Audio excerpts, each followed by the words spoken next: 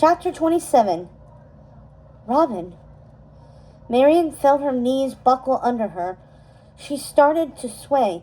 Cluck stepped to her side, holding her upright, which was a good thing, seeing as the world felt as if it were suddenly spinning off its axis as her worst fears came true. The cloak, she thought miserably. Of course, I was wearing Robin's cloak. Someone must have seen me and recognized it. And now they think he is their thief. Robin Hood? Prince John sputtered. That arrogant fox! I thought I banished him from the kingdom months ago. Well, it appears he's back, Your Majesty, the sheriff replied smugly. And clearly, once again, he's up to no good. I did tell you it was a fox, sire, Sir Hiss added, also looking satisfied by the news. Meanwhile, Marian was having a difficult time breathing and tormented by torturous thoughts whirling through her head. How could she have been so stupid? She thought of disguising herself only so no one would know it was her.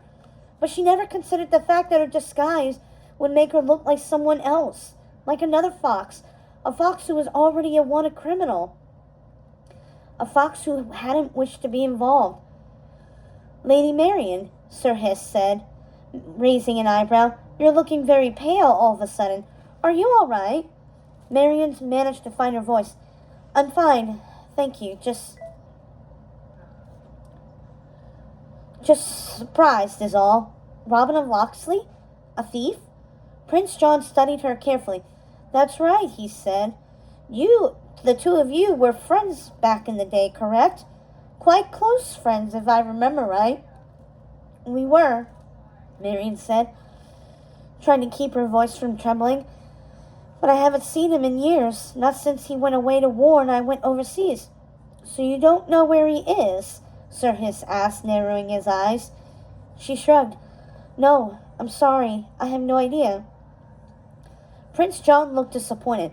Right, he said. Well, it's probably for the best. Can't have a relative of the crown cavorting with outlaws now, can we?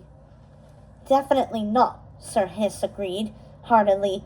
He turned to Marian. However, if he does try to contact you, you must let me or His Majesty know right away. Of course, she said. Then against her better judgment, she added, but are we absolutely sure it was him? I mean, it doesn't sound like the Robin I remember. He was a law-abiding fox and, well, rather self-absorbed if I'm being honest. I can't see him spending all that energy robbing you just to give it away to the poor. Sir Hiss looked thoughtful. That's a good point, he said. I mean, what if it's not really him? Perhaps the real thief stole his cloak and used it as a disguise so he wouldn't be caught himself.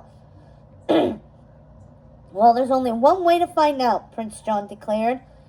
He turned to the sheriff, tapping his foot with impatience. Why are you still here? He demanded. Go get me Robin Hood already. I want him arrested and brought here to the castle. Pronto. Yes, sire, the sheriff said meekly, except his voice trailed off and he looked unhappy. What is it? The prince demanded. More excuses? Seriously? Well, it's just that we have no idea where he is. No one's seen him since he was banished. Some say he's living deep in Sherwood Forest, but the woods are so vast, it would take months to comb through them all to try to find him. Prince John roared, Well, then you better start combing. What do I pay you for anyway? I want you to launch a full-on animal hunt. I want posters. I want search parties. Whatever it takes to bring him in. No one in the kingdom should rest until Robin Hood is brought to justice. Oh, this is terrible, Marian moaned, back in her chambers with Lady Cluck. It just gets worse and worse. I can't believe someone recognized Robin's cloak, and then they went and tattled to the sheriff. Who does that to someone who's helping them? Now, don't you be too quick to judge, Cluck scolded. You know the sheriff. There's no telling how low he would stoop to convince them to talk. I'm sure they didn't give up his identity willingly.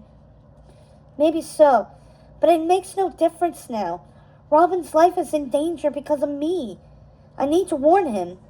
She started towards the door, but Cluck stepped into her path. Absolutely not, she said firmly, crossing her wings over her chest. But Cluck, This is my fault. I have to make it right. And we will, dearie. I promise. But not by running off to Sherwood Forest all by yourself without a plan. The sheriff's men will be scouring the place by now, ready to strike first and ask questions later. At best, you would be captured and implicated as a traitor, just like Robin. At worst. The chicken's voice trailed off, and she shook her head solemnly. Marion sighed. So what do we do then? We can't just let them be caught unaware. I'll make some inquirers. Someone has to be getting them supplies and word from town. We'll find out who it is, and we'll pass the warning on to them to deliver to Robin. And don't worry, she added, catching Marion's distraught look. Robin is a very clever fox. Think about all the trouble the two of you got up to as children, and you never got caught. He's not making it easy for the sheriff's army to find him and his men. Perhaps they've already... Remember, they're already wanted animals, already hiding out at a secret camp in the middle of a gigantic wood. It's not like they're just going to show up to the castle one day, hoping to be invited to tea. Marion sank into a nearby chair. You're right, she said, scrubbing her face with her paws. I know you're right. I just feel so guilty. All I wanted to do was make things better for my uncle's subjects. And I hope you will continue to do so, Cluck reminded her. In fact, maybe in a strange way, this case of mistaken identity will work in your favor. Marion looked up sharply. Cluck laughed. As long as they think Robin is the thief, they won't be watching over you, giving you a better chance to help those in town. She paused. I mean, if you still have the desire, that is. Of course I do, Marion cried, a little indignant. Why, their poor heads have to be spinning right around now, to wake up to gold, only to have it stolen away again, just as quickly. She made a face. And did you see? Prince John didn't even care about the gold when the sheriff brought it back. He just didn't want them to have it. He's a petty, greedy lion, and he doesn't deserve the throne he sits on, Cluck agreed. And that snake of his is even worse. Marion wrinkled her snout. Do you think John's being controlled somehow by Sir Hiss? I mean, he's awful, of course, but it's like there's something else going on with him, too. The way he agrees to everything that Snake says, and then he acts so different when Sir Hiss isn't around. I noticed that, Cluck said thoughtfully, and it makes me wonder, too. We need to keep a careful eye on that snake. I feel like there's something suspicious about him, though I can't quite put my feathers on it. Agreed, Marion said. If we could just catch him in some wrongdoing, maybe we could convince John to get rid of him for good, and then reinstate the King's Council, and they can change the laws and lower taxes and save the kingdom of England. Cluck finished with a smile. It's a tall order, dearie, but if anyone can do it, it'll be you.